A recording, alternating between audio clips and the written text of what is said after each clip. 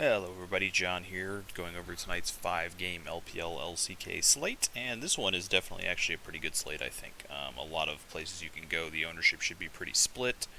I think this is a good one to take advantage of your convictions. If you have some strong convictions about any of the teams on this slate, I think this will be a good spot to take advantage of them. The first matchup of the day, JDG minus 650 up against LGD plus 400. LGD's been a little bit of a darling for a lot of people. They kind of like this team. But the results, not super there. Their only win is against Ultra Prime, arguably the worst team in the league. They lost to Rare Atom, lost to BLG, another couple kind of various mid-table levels of teams. So not super impressive so far. JDG did lose to the surging LNG, but they beat Top Esports and TT. TT obviously not a super valuable win, but a Top Esports win pretty valuable. Statistically so far this season, 1903 to 1770 for LGD, a huge plus 174 to minus 42. Just pretty much advantages everywhere. First blood, first turret, 16% better with the dragons.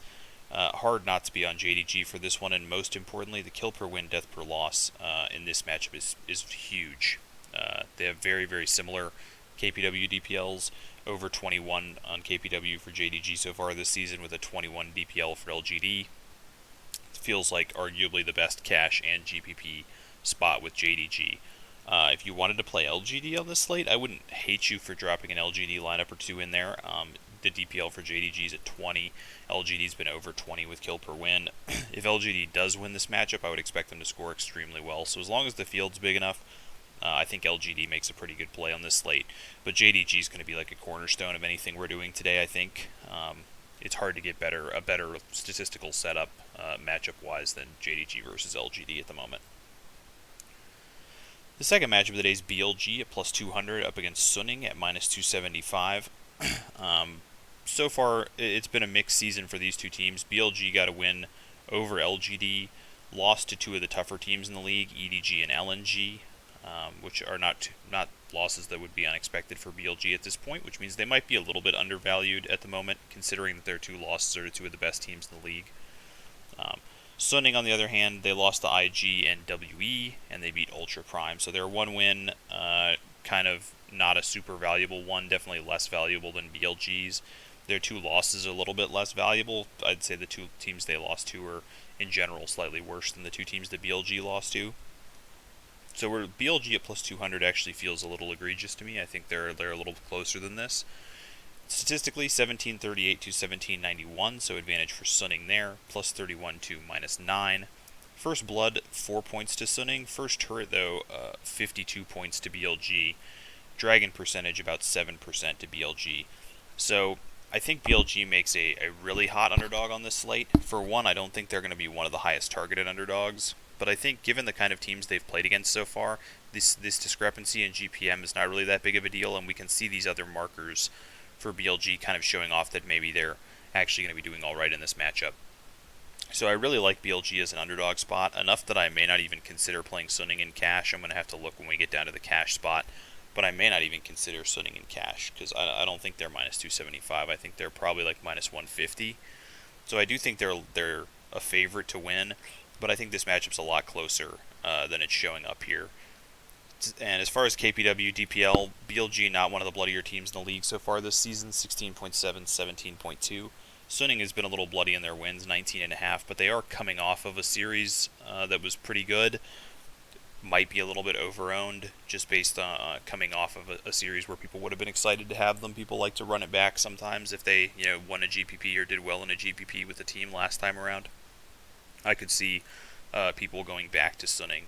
So Suning feels like a spot where maybe I'm going to find a fade today, just because they might be a little bit overowned, and I think their money line is a little heavier than it should be.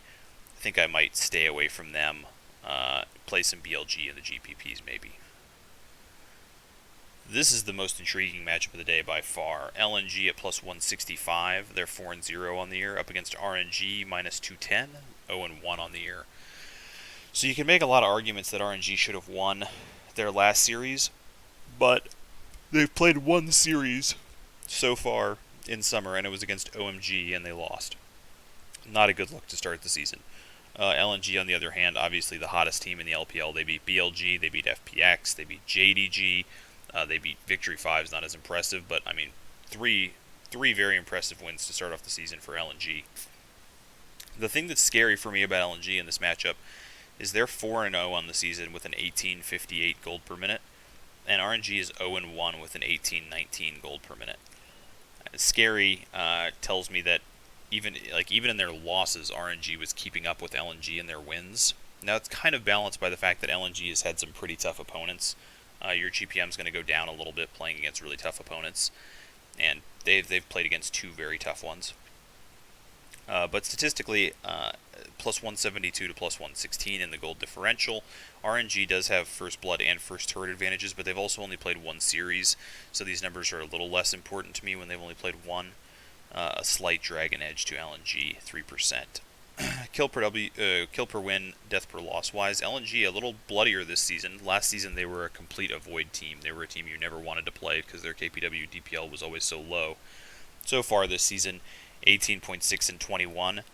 Now, when a team doesn't make any roster moves and then suddenly has a much higher KPW DPL, I usually like to take a minute to try to figure out, is this really something that they're doing? Is it meta-based? Is it something that they did in practice? Or is this just, they had a bloody couple series at the beginning of the year and we're going to start to see some regression?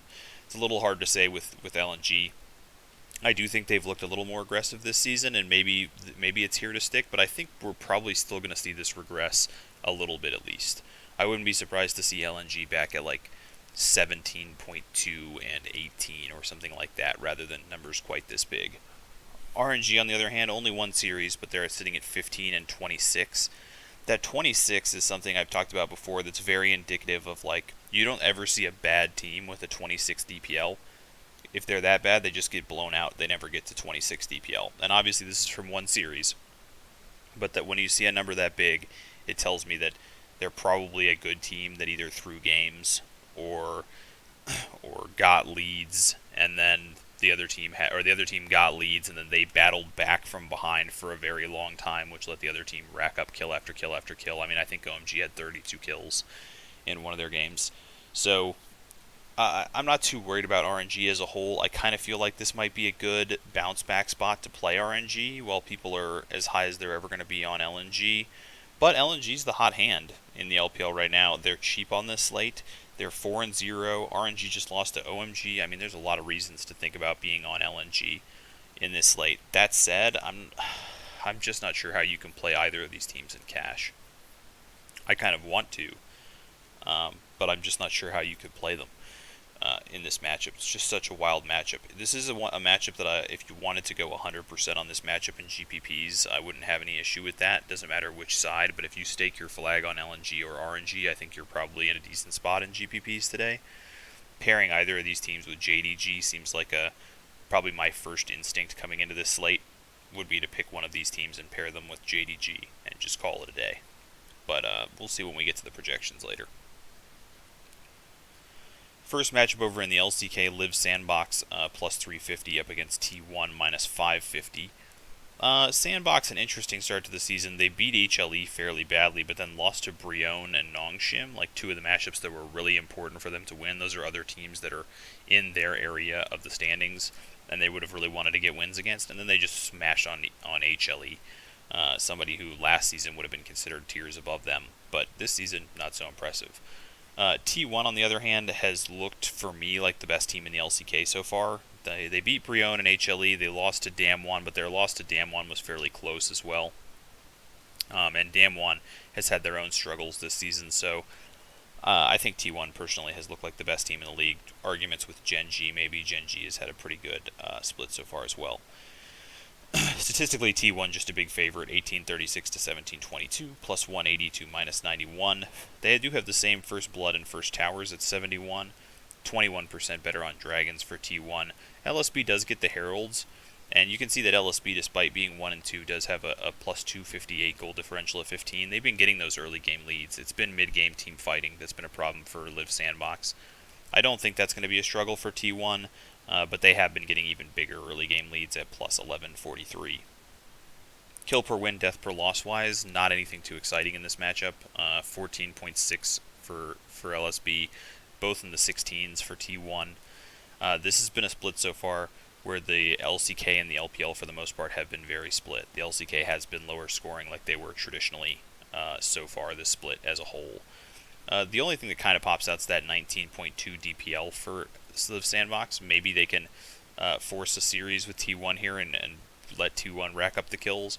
I think T1 makes a good GPP play. You can sneak them in there. One of the only issues we're going to have is we're once again dealing with a slate where the LPL starts early, and when the LPL starts early, we don't get the LCK rosters. Like yesterday, we got the LCK rosters about 10 minutes before lock, and so we got to make some changes there. We got to see that Malrang was coming back in for Damwon, but that's not going to be something that's going to happen every day, or it might not be something that happens every day, so you have to be cautious playing any LCK spots, unless, at the very least, if you're not willing to stay up. But if you stay up until, for me, 1 a.m., you can try to catch the first game and hope that it happens. T1 has been pretty consistent with their roster so far, but their coach did say that they expected to have some subbing throughout the year, so you have to be a little bit cautious. In the end, I don't think I'm going to play much Sandbox today. I've really liked what I've seen from T1. Probably not going to play a lot of T1. A couple lineups in the GPPs probably, just because I do think that there's some upside. I think Sandbox has been good enough that maybe they can keep a game close with T1 and rack up the scores, but I would expect a T1 2-0 there. Last matchup of the day, Freda Brion plus 210, HLE minus 285. And honestly, Freda Brion has just had the better season of these two. They're 1-2 on the season. They lost to Afrika, and T1 they beat Sandbox. HLE is 0-3 on the season. They lost to JDG, T1, and Sandbox. But look at these numbers. These teams aren't too different in what their results have been so far, 1-2 versus 0-3. But 17-14 to 1638, minus 48 to minus 287, 85-28 to 0-33, 65% Dragon to 19% Dragon, 64% Herald to 41% Herald, minus 165 at 15 to minus 1070. It's worth noting that HLE has not only been bad this season, they have been, like, atrocious. 0% First Blood, only a 33% first turret, 19% on Dragons is absurd, and they're not even trading Dragons for Heralds because they're only on 41% Heralds. At 15 minutes, they're just behind. I mean, HLE just doesn't have... They've just looked atrocious this season. I think Freda Brion, as far as like a GPP underdog, I think they make for a really good spot. That said, I think you have to treat HLE like the favorite. They're going to bounce back at some point. I mean, I don't think HLE is going to end up being the worst team in the league at the end of the split. One of the other problems with HLE is you're definitely not getting their starters before lock, and they are a team who's likely to start swapping. They already did the top lane last series, and I wouldn't be surprised to see other positions start moving around given how bad they've been so far. So HLE, very scary. I'm not even really sure that you can afford to play them in cash just from that perspective, other than, you know, maybe Chovy and Deft. I mean, Chovy and Deft are not going anywhere. Ownership-wise on this slate, it feels to me like JDG is going to be first. I think LNG and RNG are both going to have very good ownership. I only have them down here because I think they steal ownership from each other. It's possible they're the second and third highest owned teams on the slate. That wouldn't surprise me. I think they're definitely going to get a lot of play. I dropped them down below these two because I think that, well, actually, to be honest with you, I think it's more like this. But I wouldn't be surprised to see them be above Sunning either. I just feel like there's going to be a lot of ownership on both sides of that matchup. Sunning, I think people are just going to treat as a reasonable, like a reasonably safe favorite. I don't agree on that, which is why I'm not going to be on much Sunning today. T1 will be mixed in here with them. I think T1 also looking to people like a pretty safe favorite, and there's not a ton of those on the slate to deal with. I have HLE down here. I think people will probably recognize that they've had a very tough season so far. Pricing-wise, they're pretty cheap though. 6,200, 68 for Johan is not the cheapest. Chovy up at 76 is actually a little expensive for him. Def down at 72 though. And Vista at 5,600. Vista at 5,600 is pretty much unplayable. If you put him in your lineup, you're going to get very low ownership because that's like just very, very expensive for him. So they're kind of a mixture of too cheap and too expensive. Like a one-off Deft might be something that I see people doing or like do in GPPs today. At the bottom of the table, though, I think people are going to take a shot on LGD. People like LGD. Oh, BLG will be higher than LGD. That was just a mistype. BLG, I think, is in a better spot, and I think people will recognize that. But LGD, I think people will go to before they go to Freda Brion or Sandbox, especially with the lineups not coming out. Freda Brion, though, I think that's the best, like, leverage play on the slate, probably. If they're the second lowest owned team, I think they provide you a lot of leverage. That said, the problematic part of that is the KPW DPL for Brion is super low. So we could definitely be living in a world where Freda Brion does win their match and still doesn't end up being like a GPP winning play, and that's always a frustrating feeling. But I could definitely see that. And then I think not too many people will probably want to play against T1 on the slate. Let's look at the favorites. I will leave LNG and RNG in there for this.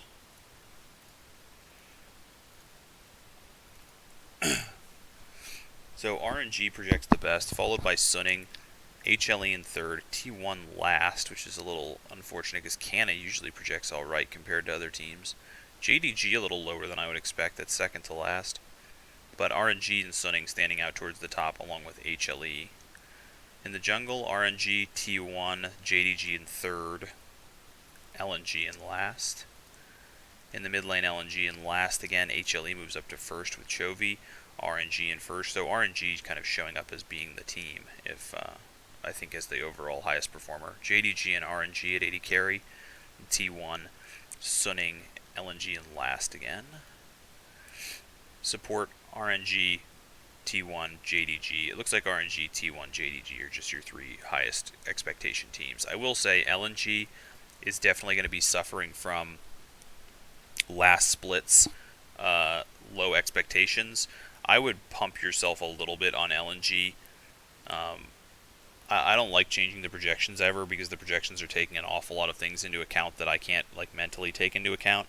But I do think LNG last split was like putridly unplayable in their scoring, and this split has not been so far. And so I think you could definitely step up like 3 or 4 points in the projections of all the LNG players and feel pretty decent about that.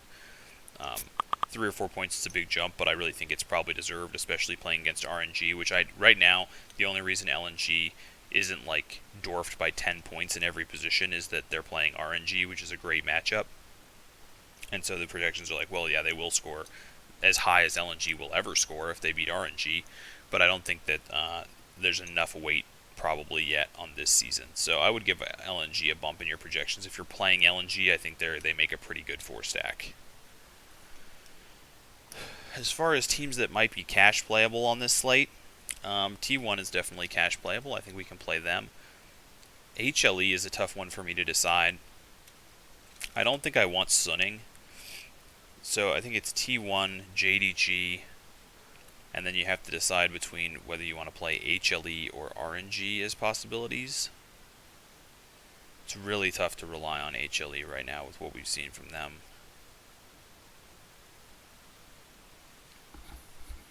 I'm going to go ahead and include RNG. Man, T1 JDG just feels like so much safer than everything else, though. Let's just take a look at them with RNG and HLE, and maybe even Sunning. And we can make some more decisions. Let's see what the scoring looks like anyway. So, let's see, T1 JDG, T1 RNG, T1 HLE, T1 Sunning, JDG RNG, JDG HLE, JDG Sunning, RNG HLE, RNG Sunning, and HLE Sunning. Now, I would like to stick to, well, I guess I'm not going to play any of these. At the very least, I want at least JDG or T1 in my cash lineup for sure, and I kind of feel like I want both of them. But let's take a look at T1 JDG first.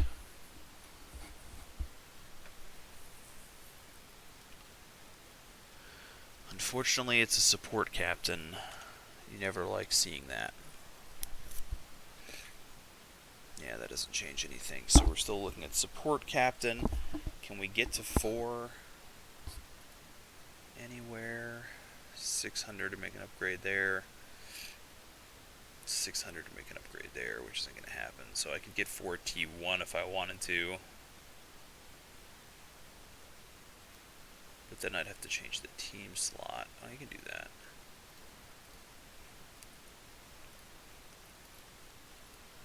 I think that would be the one, but it's 569.4. It's just like super unimpressive. And support captain, probably not going to end up there, which sucks because that's where I would like to end up. T1 RNG, 80 carry captain, really? That's pretty wild. And Ming's actually cheaper than Carria. Trying to see if you can save enough money to do this and still play. I think you could do this. You could play Xiaohu. I know, man. No, not quite. Oh no, I'm way off. I don't know why I even considered that that could be a thing. I have to pay 600 extra there.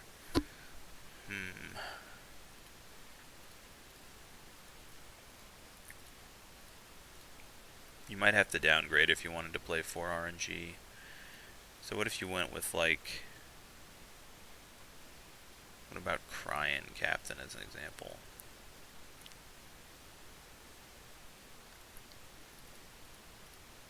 Could you do that? I mean, I know I can't fit that right now, but could I do that and, like, say, you know, this?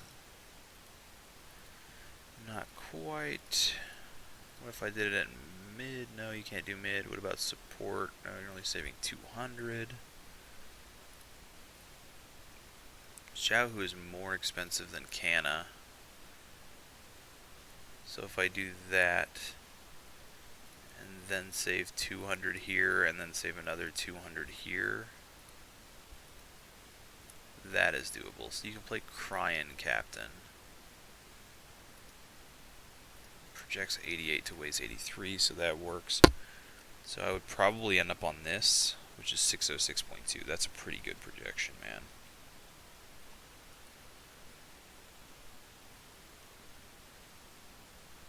It would cost 400 to switch to Carria and Xiaohu, which is kind of what I think I might want, but can't quite fit it.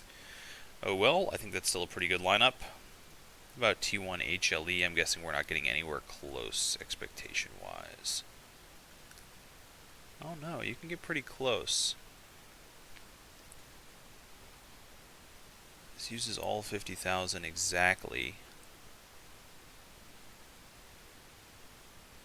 80 carry captain, 3-3. So if you have more faith in HLE, what about deft captain? A deft captain and then a fourth T1 player, is that a thing? It is. I think even though it projects slightly worse, I think I would play this version if I was going to play T1 and HLE. Still gets 80 carry captain and plays 4 T1 instead. Doesn't include Dudu since we're not going to get lineups on that.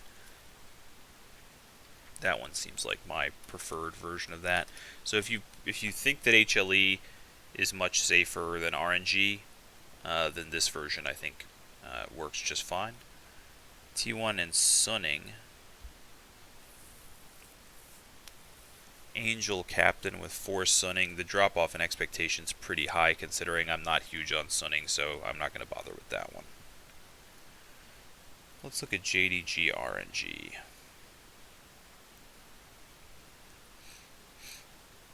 Xiaohu captain, a 3-3.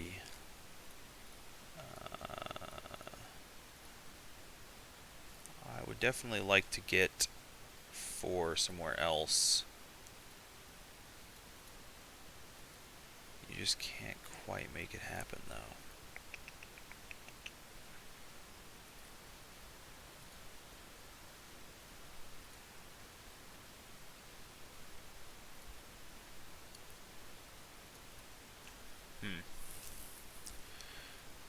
The expectation's not great anyway compared to like the T1 RNG. And I do think T1's just as safe, so I guess I don't really need to worry about this one if I'm going to be losing 10 points to the T1 RNG anyway. Because I would definitely try to get a 4 stack in here somewhere. Unfortunately, the difference in team slot price is what's killing.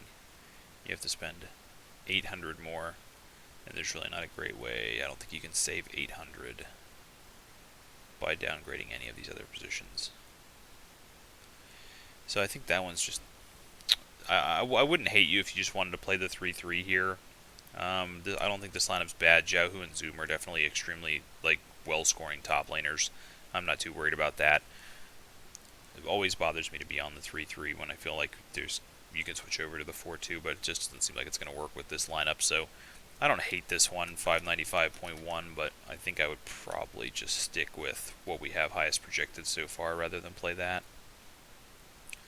JDG, HLE, yeah, that's just pure garbage. We're never touching that. It's like 10 points lower projection, and doo-doo has to be in your lineup. No thanks. JDG and Sunning.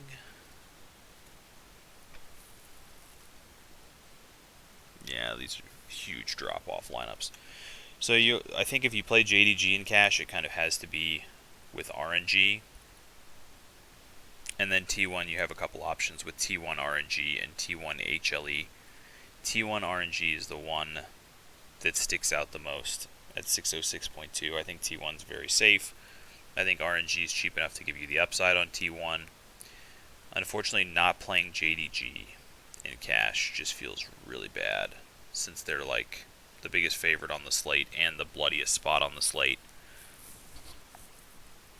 They're so expensive that it really hurts the possible builds, and they're not coming up as the higher projection, but I think JDG RNG is something I wouldn't hate. T1 RNG, the way that the projections go. I just have a really hard time not playing JDG in cash today, but I have a hard time seeing how you're supposed to fit them.